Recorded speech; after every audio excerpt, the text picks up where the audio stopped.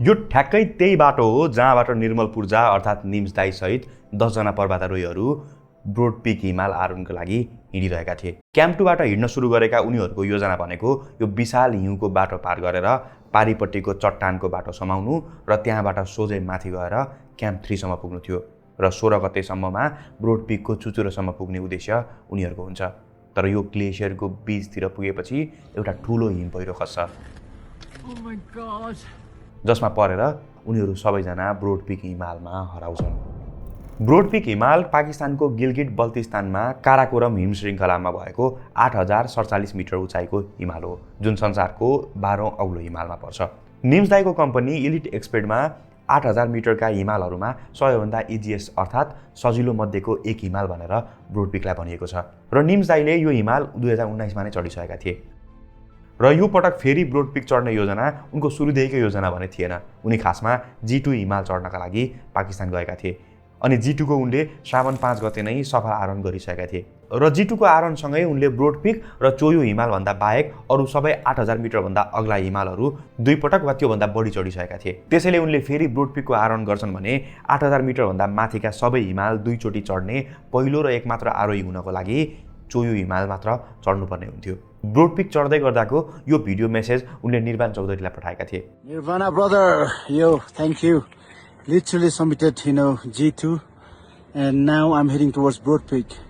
And the reason why I'm doing Broad Peak is if I do that, I will not only finish my hat-trick project, that is to climb 14 peaks 3 times, 7 summits 3 times, but also I'll be the only person in the world to climb 14 peaks 2 times, twice without oxygen. Any might, love you. यसरी पहिले योजना नभए पनि elite एक्सपेर्टको सदस्यसहित उनी imagine Nepal लगायतका टिमसँग मिसिन्छन् र broad पिकको base क्याम्पमा पुग्छन्, जहाँ नै केही दिन बसिसके पछाडि उनले श्रावण 11 गते आफ्नो अन्तिम इन्स्टाग्राम पोस्ट गरेका थिए र त्यसमा ब्रोड पिकसँग प्रार्थना गर्दै लेखेका छन् कि सफलतापूर्वक चुचुरोमा पुग्न र उत्रने बाटो दिनुहोस्। त्यसपछि 12 गते उनीहरू क्याम्प 1 मा र 13 गते क्याम्प 2 मा पुगेका थिए र त्यसपछि नै 14 गते बिहान क्याम्प 3 मा पुग्ने बाटोबाट उनीहरू हराएका थिए र उनीहरू हराउनुभन्दा केही समय अगाडि मात्र उनीहरूको यो तस्बिर आफ्नो टिमका पर्वतारोहीहरूले बेस क्याम्पबाट खिचेको दाबी गर्दै पाकिस्तानको टुर कम्पनी काराकोरम भिजनले पोस्ट गरेको छ। यो तस्बिरमा केही पर्वतारोहीहरू हिउँको बाटोबाट हिँड्दै गरेको देखिन्छ। यसको साथै त्यही पोस्टमा काराकोरम भिजनले यो भिडियो पनि हालेको छ जसलाई यो तस्बिर खिचेपछि आएको हिम पहिरो भनेर उनीहरूले दाबी गरेका छन्। अनि जीपीएस ट्र्याकरको डेटा अनुसार पनि पाकिस्तानको समय अनुसार बिहिबार बिहान करिब 8:57 देखि 9:30 को बीचमा हिम पहिरो दुर्घटना भएको संकेत देखिएको छ, जस अनुसार 9:30 बजेतिर उनीहरू हिउँको बाटोको बीचमा पुगेको र त्यसपछिको अपडेटमा उनीहरू त्यहाँबाट निकै तल खसेको भन्ने देखाउँछ। अर्कोतिर यस्तो आरोहणका क्रममा बेस क्याम्पमा हरेक टिमले कोअर्डिनेटर राखेको हुन्छ र बेस क्याम्पमा भएका ती कोअर्डिनेटरहरूको पर्वतारोहीहरूसँग बिहान 9 बजेबाट नै सम्पर्क टुटिसकेको थियो र हिम पहिरो खसेको देख्ने अरू पनि बेस क्याम्पमा हुन्छन्। मतलब बेस क्याम्पमा दुर्घटनाको बारेमा दुर्घटना लगतै थाहा भइसकेको हुन्छ, तर पनि यो समाचार अनुसार दुर्घटनाको खबर पाकिस्तानका अधिकारीहरूसम्म पुग्न झन्डै 12 देखि 13 घण्टाको समय लाग्छ। बल्तिस्तान कमिसनरको कार्यालयले जारी गरेको यो प्रेस रिलिजमा पनि रातको 8 बजे मात्र पर्वतारोहीहरू हिउँ पहिरोमा परेको खबर आएको भनेर लेखिएको छ। अनि नाइला कियानी जो पाकिस्तानको पर्वतारोही तथा अल्पाइन क्लब अफ पाकिस्तानको प्रवक्ता पनि छिन्, उनले पनि आफूहरूले राति 10 बजे मात्र दुर्घटनाको खबर पाएको भनेर बताएकी छिन्। उनले भनेकी छिन् यदि समयमै खबर आइदिएको भए अँध्यारो हुनुभन्दा अगाडि नै हेलिकप्टर पठाउन सकिने थियो। त्यो अवसर हामीले गुमायौँ। अल्पाइन क्लब अफ पाकिस्तान त्यहाँको आधिकारिक पर्वतारोहण संस्था हो जुन सेना र सरकार दुवैको नजिक छ र यसले नै ब्रोड पिकको हिम पहिरोको उद्धार र खोजीको समन्वय गरिरहेको छ। घटनाको बारेमा मध्यरातमा अल्पाइन क्लबले नै इन्स्टाग्राम पोस्ट गर्दै आधिकारिक रूपमा जानकारी गराउँछ, जसमा कमेन्ट गर्दै क्लबको अध्यक्ष मेजर जेनरल इरफान अरसद खानले हेलिकप्टरबाट खोजी र उद्धार कार्य बिहानबाट सुरु हुने भनेर जानकारी गराउँछन् र शुक्रबार बिहान 8 बजेतिर रेस्क्यु टिम र आवश्यक उपकरण लिएर 2वटा हेलिकप्टर उड्छ। यसरी बिहिबार बिहान भएको घटनाको बारेमा उद्धार टोलीले नै राति अबेर मात्र थाहा पाएको थियो र उद्धार सुरु गर्दासम्म त घटना भएको करिब 24 घण्टा नै बितिसकेको हुन्छ। अब यो ढिलाइ हुनु स्वाभाविक होइन भन्ने कुरा त भन्न सकिन्छ, किनभने 6000 मिटरको उचाइमा रातको समयको तापक्रम -20 डिग्रीसम्म झर्न सक्छ। यसले गर्दा यदि कोही हिम पहिरोबाट जीवित नै छ वा घाइते अवस्थामा छ भने पनि बाँच्ने सङ्घर्षलाई अझ चुनौतीपूर्ण बनाइदिन्छ। तर यसमा गल्ती कसको हो? किन सूचनाहरू सही समयमा पुगेन वा उद्धार समयमा हुन नसक्नुको कारण सूचना मात्रै हो कि अरू नै केही छ भन्ने कुरा म अहिले नै भन्न सक्दिनँ। तर 24 घण्टाको ढिलाइ धेरै लामो समय हो भन्ने त भन्न सकिन्छ नै र यसको बारेमा धेरै कुराहरू त पछि हुने अनुसन्धानबाट पनि खुल्ने नै छ। तर शुक्रबार बिहानबाट जब उद्धार कार्य सुरु भयो तब भने पाकिस्तान र त्यहाँका उद्धारकर्ताहरूले देखाएको सक्रियता र साहसमा शङ्का गर्ने ठाउँ भने छैन। हिमालमा खोजी तथा रेस्क्यु अभियान चलाउनु निकै चुनौतीपूर्ण हुन्छ। अनिश्चित मौसम अनि अप्ठ्यारो सतहका कारण उद्धारकर्ताहरूकै जीवन पनि जोखिममा हुन्छ। यो जोखिम मोलेर बिहानबाट नै पाकिस्तानको टोलीको साथै वरिपरि हिमालमा रहेका नेपाली गाइडहरू पनि उद्धारको लागि ब्रोडपिकमा पुग्छन्। यता नेपालबाट निम्सदाईका साझेदार तथा साथी मिङमा डेभिड शेर्पा लगायतको टोली पनि उद्धारको लागि पाकिस्तान जाने तयारीमा हुन्छ। मिङमा डेभिड आफै पनि पर्वतारोही हुन् र हाई अल्टिट्युडमा हुने रेस्क्युको अनुभव भएको व्यक्ति हुन्। उनले पाकिस्तान उड्नुभन्दा अगाडि यो पोस्ट हाल्छन् जसले सबैको आशालाई अझै बढाइदिन्छ। यो अनुसार निम्सदाईको GPS घडीमा उनी हराएको करिब 22 घण्टापछि अचानक केही मुभमेन्टहरू देखेको थियो। डेभिडले स्ट्याटसमा लेखेका छन्, बिहान 6:15 बजेतिर मुभमेन्टको सङ्केत भएको देखिन्छ। उनी जीवित रहेको, होसमा रहेको र उद्धार पर्खिरहेको जस्तो लाग्छ। यो आशा दिने खबर थियो, तर त्यो साँच्चै नै निम्सदाईको मुभमेन्ट नै थियो कि टेक्निकल ग्लिच थियो भन्ने चाहिँ यकिन भन्न सक्ने अवस्था थिएन। आउनुहोस् किन भनेर यसलाई अझै मजाले बुझौँ। निम्सदाई लगायतका पर्वतारोहीहरूले प्रायः गार्मिनको डिभाइसहरू लगाउँछन्। निम्सदाई र नादिरा लगायतको यस्तो डिभाइसले पाकिस्तानी समय बिहानको करिब 9 बजेतिर 6660 मिटरको उचाइमा यो क्षेत्रको लोकेसन देखाउँछ। त्यसपछि उनीहरू सबैजनाको लोकेसनले तल खसेको देखिन्छ। जसपछि भने कसैको पनि डिभाइसमा कुनै एक्टिभिटी देखिएको हुँदैन। तर निम्सदाईको ट्र्याकरले भने 5878 मिटरसम्म खसेर रोकिएपछि थप केही मुभमेन्टहरू भएको भन्ने देखाएको थियो। जस्तो यो ट्र्याकरको लोकेसन पिनलाई हेर्नुहोस्, यसमा केही मुभमेन्ट भएको जस्तो देखिन्छ। तर फेरि यो रिपोर्ट अनुसार यसको 3वटा कारणहरू वा सम्भावनाहरू भएको भनेर भनिएको छ। एउटा कारण भनेको हिम पहिरो गएपछि सतह केही सर्दा वा मिल्दा मुभमेन्ट देखिन सक्छ।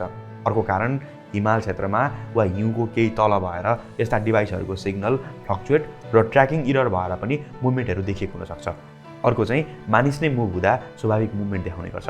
तर नेसनल जियोग्राफीको यो रिपोर्टमा निम्सदाईको डिभाइसको मुभमेन्टमा स्पिड अफ 0 अर्थात् कुनै गति नदेखाएको उल्लेख गरिएको छ, जसले त्यो डिभाइसमा देखिएको त्यो मुभमेन्ट फिजिकल मुभमेन्ट भन्दा पनि टेक्निकल ग्लिचतिर बढी सङ्केत गरिरहेको थियो। अनि यो सबै बीच उता ब्रोड पिकमा खोजी र उद्धारमा ग्राउन्ड टोली परिचालन भइसकेको हुन्छ, जसमा नेपाली शेर्पा र स्थानीय गाइडहरू हुन्छन्। उनीहरूले सुरुमा 4 जना पर्वतारोहीको शव भेट्टाएको भनेर खबर आउँछ।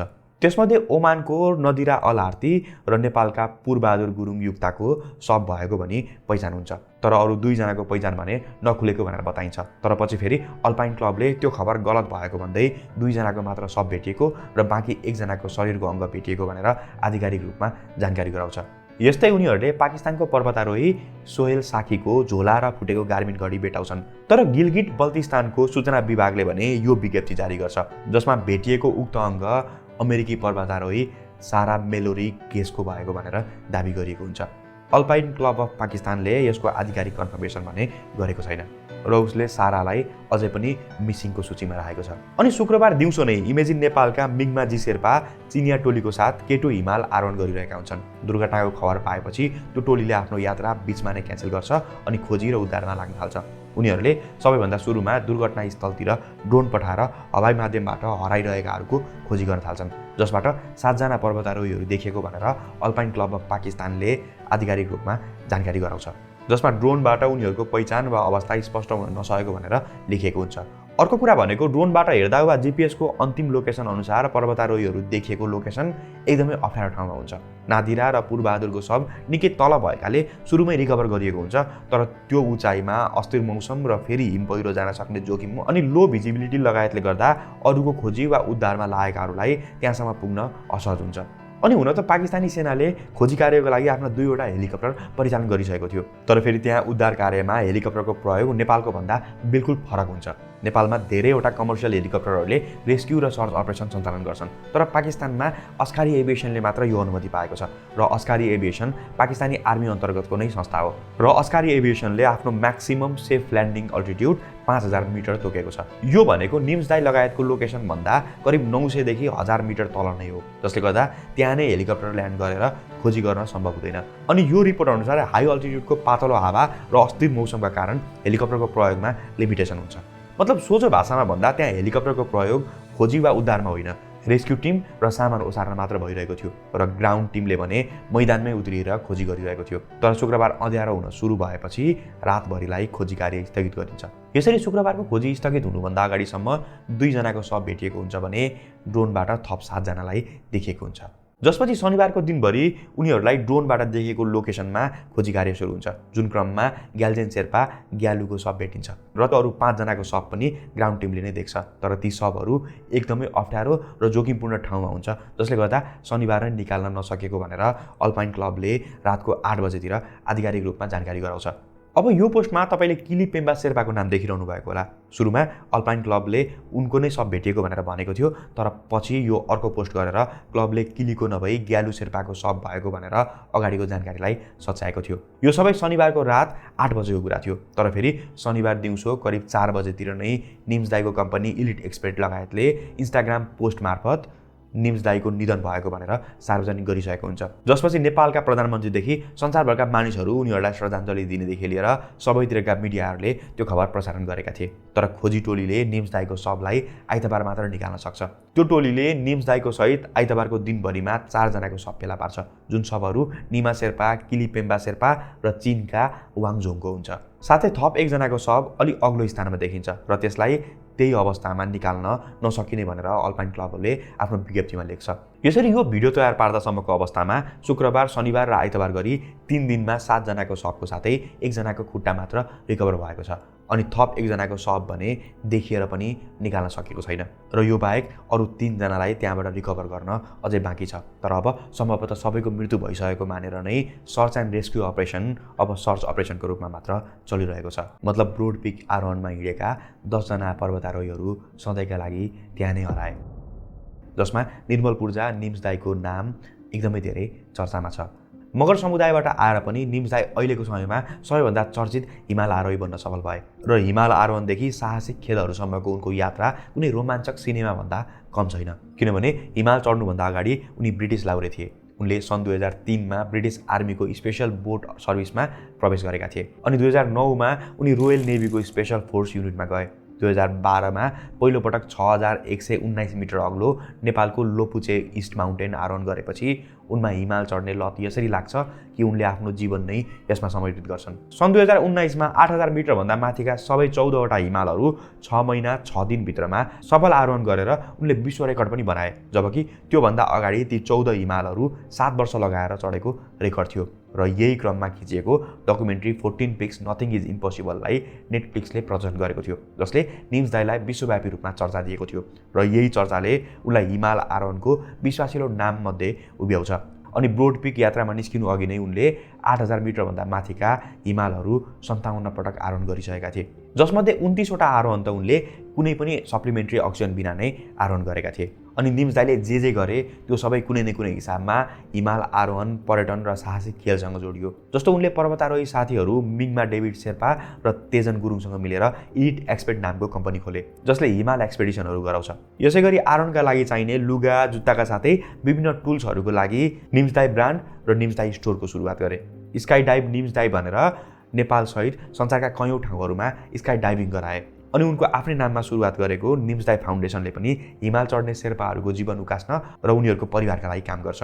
तर उनी बाहेक पनि यो यात्रामा यस्ता दिग्गजहरू थिए जसले हिमाल आरोहणको क्षेत्रमा छुट्टै नाम बनाएका थिए। जस्तो नादिरा अलार्थी सगरमाथा चढ्ने पहिलो ओमानी महिला थिइन्।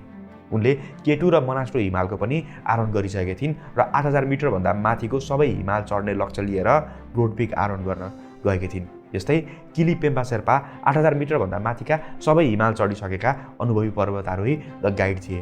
पूर्वबहादुर गुरुङ युक्ताले पनि 8000 मिटरभन्दा माथिका सबै 14वटा हिमाल चढ्न अब 2वटा हिमाल मात्र बाँकी थियो र उनी 10 पटकसम्म सगरमाथा आरोहण गर्ने गुरुङ समुदायको पहिलो व्यक्ति थिए।